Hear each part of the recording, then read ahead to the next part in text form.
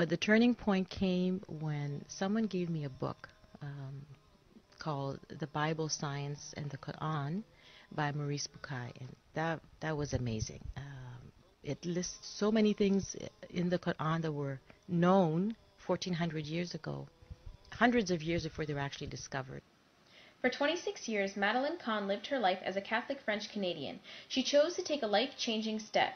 Despite the white Christmases and warm Easters she enjoyed, Madeline's heart redirected her to what she feels is true happiness. She chose Islam. How did your family react to you coming into the religion? My mom, I think she understood the logic behind it. For my dad, however, was a different story. We didn't have any shouting matches or anything like that. But he at one point he said, "You've changed so much," and he got very emotional about it, and he was upset. Despite these hardships, Madeline stayed strong and continued to rediscover herself within the Muslim religion.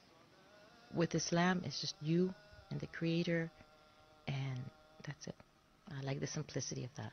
The scientific details recorded in the Quran, and for me, that's what clinched the whole thing for me. That's what strengthened my faith that this was the right